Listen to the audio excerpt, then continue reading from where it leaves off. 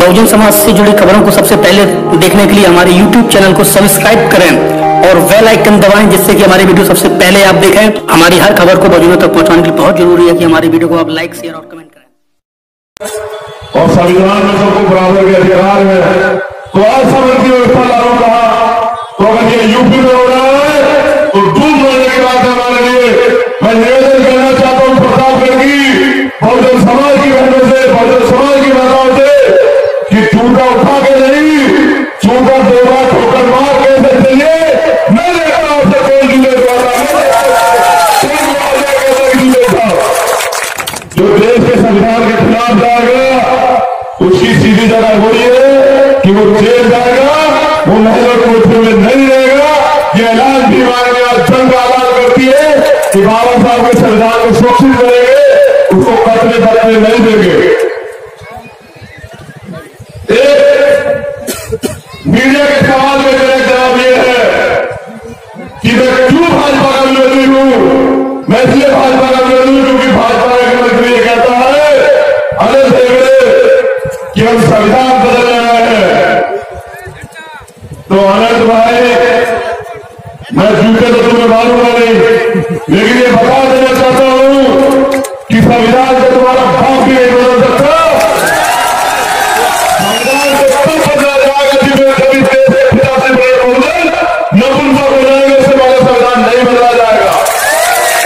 और बाबा साहब के बच्चे भी मारे जब तक है तुम संसद में संविधान बदल सकते हो, हम रोड में तुम्हारे खोपड़े बदल देंगे, तुम फंसा।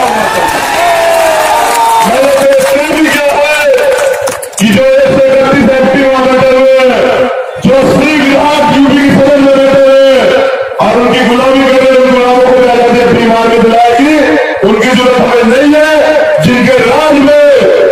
जिनके राज में बाबा साहब के संविधान को कुचल कर सब आरक्षण की व्यवस्था आर्थिक आधार पर की जाती है और वो लोग वो हराम को लोग, वो समाज के गद्दार लोग चुपचाप उस पर वहां पर साइन करते हैं, तो ऐसे गुलामों को आजादी दिलाने का काम बीमार भी करेगी।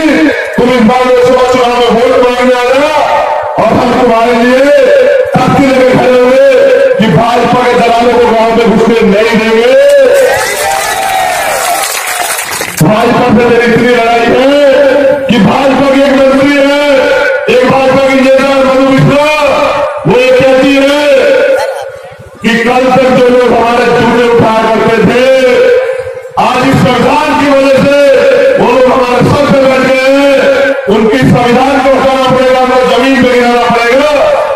तो मधु मिश्रा बहन, मेरे संस्कार ऐसे नहीं कि मैं आपको अपमानित करूं, मैं बस इतना कह देना चाहता हूं कि अगर आज आप बीच मंच पे बाहर जाती है, आज आप अगर मंत्री बनी बैठी है, आज अगर आप भी एमपी एमएलए बनी बैठी है, तो ये हिंदू धर्म की देन नहीं, बाबा साहब के संविधान की वजह से बनेगी हो। तो अपनी औकात नहीं भूलनी चाहिए, क्योंकि कहते हैं कि आसमान का टुकड़ा मुंह पे आगे गिरता है।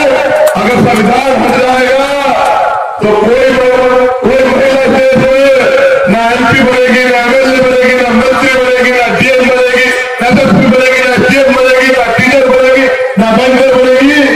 तो अपनी स्थिति को याद रखना चाहिए। चंद चाटुकार लोगों के चक्कर में आगे की बातें नहीं बोलनी चाहिए कि कल को आपके अधिकार छीन जाए।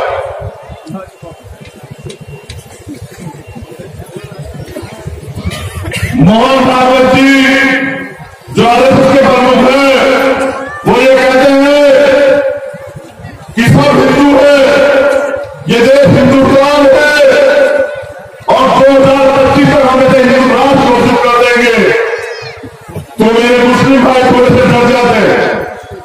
अरे जब तक भीम आर्मी है, जब तक दलित बहुजन समाज है, जब तक बाबा साहब का संविधान है, तो आरएसएस प्रमुख की क्या औकात है कि वो इस देश को हिंदू राष्ट्र घोषित कर दे।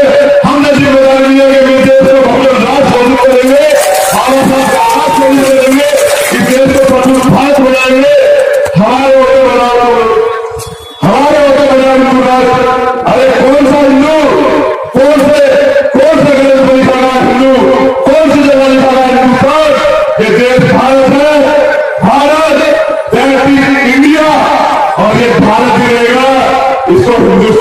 करने वाले होश में आ जाओ। बहुजन समाज जाग रहा है, पूर्ण समाज मांग रहा है, अपने अधिकार छीन के लेंगे लेकिन गुलामी बर्दाश्त नहीं करेंगे। मैं अपनी बात को विराम दूंगा। एक डायरी मुझे दी गई थी, जो यहाँ के शिक्षा मंत्री है भीम आर्मी की, वो डायरी मुझे दे दो।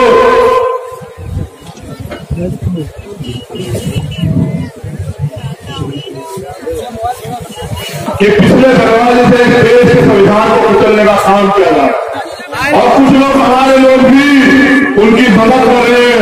अपनी राजनीतिक रोटियां सेकने के लिए बड़े जोर से सुनना।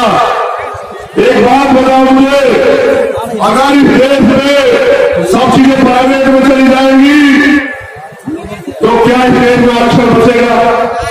जब आरक्षण नहीं बचेगा तो क्या भागीदारी होगी? तो जब भागीदारी नहीं होगी तो तुम अपने लोगों का भला कैसे करोगे? तो अभी भाजपा के लोग रेलवे को निजीकरण, रेलवे का निजीकरण करने का प्रयास कर रहे हैं।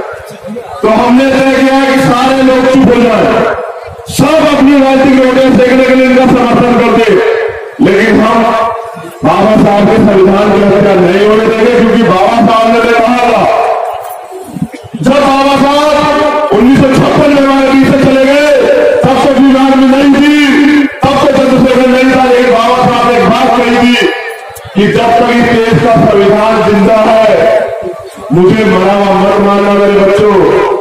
जब तक इस देश का संविधान जिंदा है मुझे मरा हुआ मत मानना मेरे बच्चों। जब तक इस देश का संविधान जिंदा है, डॉक्टर बी.आर. अम्बेडकर जिंदा है, डॉक्टर बी.आर. अम्बेडकर जिंदा है।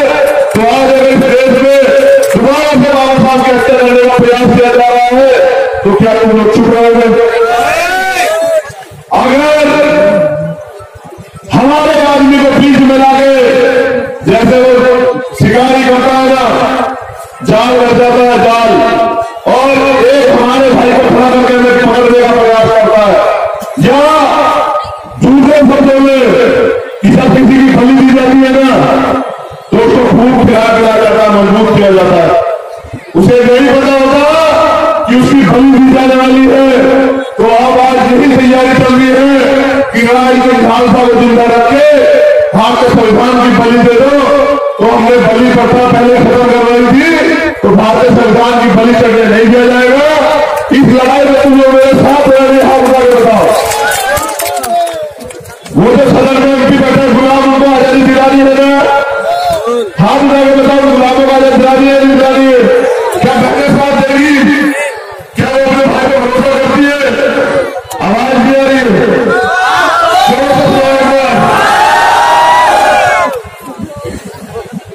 जो लोग बीमार में पाठशाला चला रहे, ये सबसे जरूरी काम, क्योंकि वो लोग शिक्षा के दरवाजे बंद कर रहे हैं और हम अपने लोगों के लिए शिक्षा के दरवाजे खोल रहे हैं। तो ये जो कुछ नाम है टीचर्स कार्यकारिणी के, मैं उनके नाम लेकर जो सम्मानित करना चाहता हूं जिनकी गहराइयों से।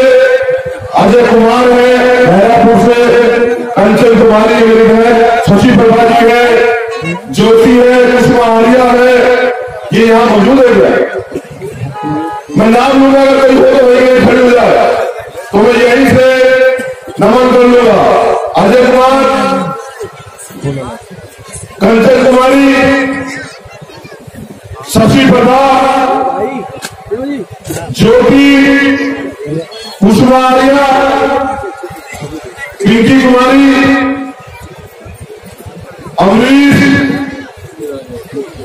सारिका सोनी, रविंदर बाबू, अवनीश कुमार, भारती जी, सविता बहन,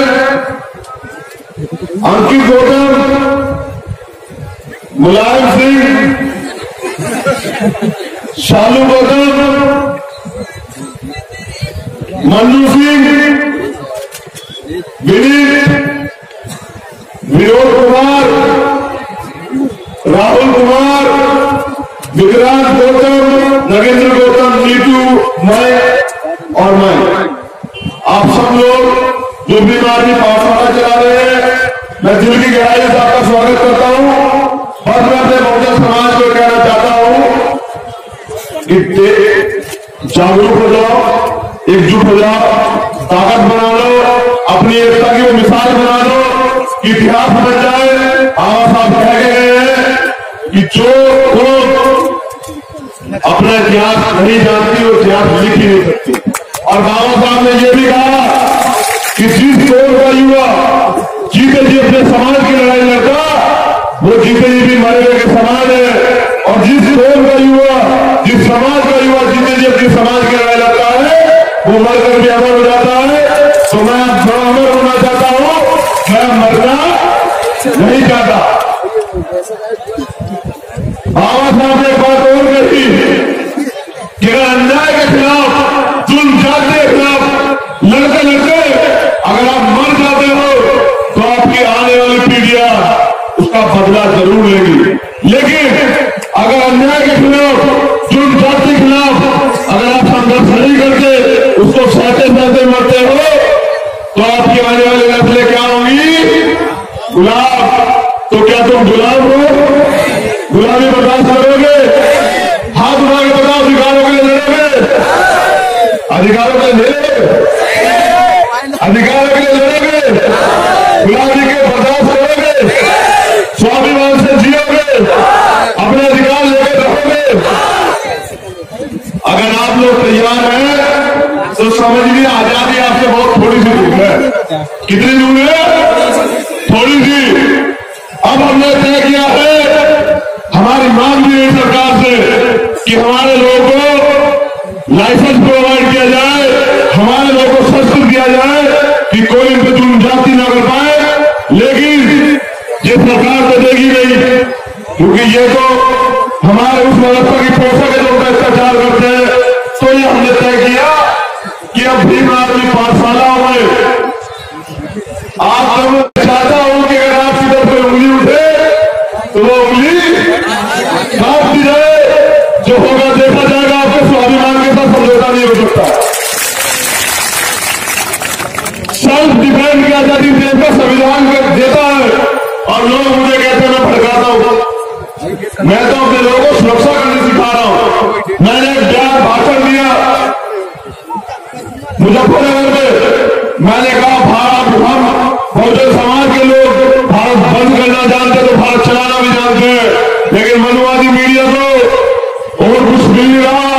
ना मेरे पीछे सीबीआई लगा पा रहे, ना ईडी लगा पा रहे, ना इनकम टैक्स। कभी चरित्र हनन कर देते हैं तो अब उन्होंने झूठे आरोप लगाने स्टार्ट कर दिए कि चंद्रशेखर कह रहा है कि भारत चलाएंगे। तो मैं तो मुझे इतना बता देना चाहता हूं, ये देश हमारे बाप का नहीं है, ये देश बहुजनों का है। ये देश बहुजनों का तो शासन बहुजन है। हम इसको चलाएंगे नहीं, हम इसको चलाएंगे और इतनी मजबूती से चलाएंगे कि फिर इस भारत को अद्भुत भारत को सोने की इंडिया बनाने का काम करेंगे। मैं बार बार कहता हूं कि हम प्रथम और अंतिम भारतीय है, तो तुम्हें याद रखना है कि जय भीम के साथ जय भारत भी कहा करो। जय भारत जरूरी है क्योंकि देश हमारा है। अब एक बहुत जरूरी बात, हम बहुजन समाज को जोड़ रहे हैं, लेकिन जैसे मैंने कहा कि भाजपा पे कोई रास्ता नहीं बचा है, बहुजन समाज एकजुट हो रहा है। तो मैं शायरी के माध्यम से कहता हूं कि राजमहलों से खंडरों का रास्ता हो जाएगा, हम फकीरों से जोड़ देगा वो फना हो जाएगा। हम दरिया है, हमें मालूम है हुनर अपना, जिस और बह निकलेंगे रास्ता हो जाएगा। तो अब भाजपा के पास एक ही चीज बची है जो उनका चरित्र रहा हमेशा से, क्या वो जातिगत दंगे कराएंगे। मैं आज यहाँ जिम्मेदारी से कहता हूं कि मुझे पूरा भरोसा है कि भाजपा को सत्ता में आने के अलावा, क्योंकि बहुजन समाज भी मारने के माध्यम से जागृत हो रहा है, एक ही रास्ता बचा हुआ है दंगे। वो दलित मुस्लिम को लड़ाएगा, वो दलित ओबीसी को लड़ाएगा, वो मुस्लिम हिंदू को लड़ाएगा। लेकिन अब हमें लड़ना नहीं है, अब हमें उनके इशारों पर काम नहीं करना है। अब हमें अपने भाइयों की सुरक्षा करनी है। और जब तक 2019 का चुनाव आता है, शांति से एक एक आदमी को अपनी जिम्मेदारी निभाते बहुजन समाज को एकजुट करना है, भाईचारा कायम करना है और इस देश की सत्ता पर काबिज होना है। बहुजन समाज का प्रधानमंत्री बनेगा। मैं और आप सब लोग बैठे दिल्ली से खुश होकर इस दिन बहुजन समाज का प्रधानमंत्री लाल किले में बहुजन समाज से जुड़ी खबरों को सबसे पहले देखने के लिए हमारे YouTube चैनल को सब्सक्राइब करें और बेल आइकन दबाएं, जिससे कि हमारी वीडियो सबसे पहले आप देखें। हमारी हर खबर को बहुजनों तक पहुंचाने के लिए बहुत जरूरी है कि हमारी वीडियो को आप लाइक शेयर और